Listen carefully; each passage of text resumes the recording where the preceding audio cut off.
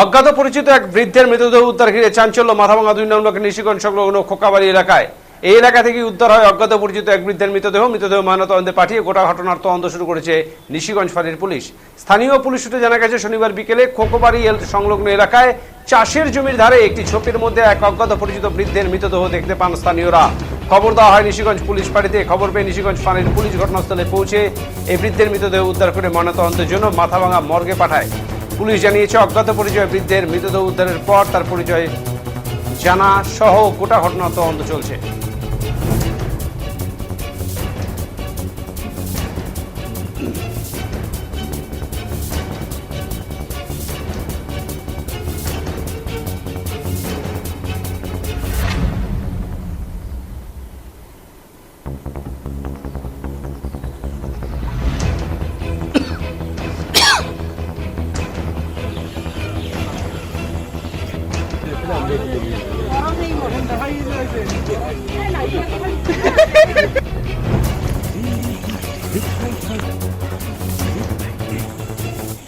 এই যে কিছুক্ষণ আগে আমরা শুনতে পেলাম যে এখানে অজ্ঞাত পরিচিত এক ব্যক্তি, বৃদ্ধ ব্যক্তি, সে পড়ে রয়েছে।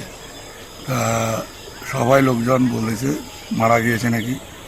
তা এখন পুলিশ প্রশাসনকে বলা হলো, আসলো এবং দেখতেছে মারাই গেছে মনে হয়। ঠিক আপনাদের এই এরিয়ার লোক? না না, চেনা যাচ্ছে না আর কি, এখনো অবধি চেনা যাচ্ছে না কোথাকার ব্যক্তি। পড়েছিল, একজন জাতি ছিল এদিকে। হ্যাঁ, ওর নজরে পড়ছে। এই জায়গাটার নাম কি? খবর মানে ওনা কি এই এলাকারই লোক? কখন দেখা গেল?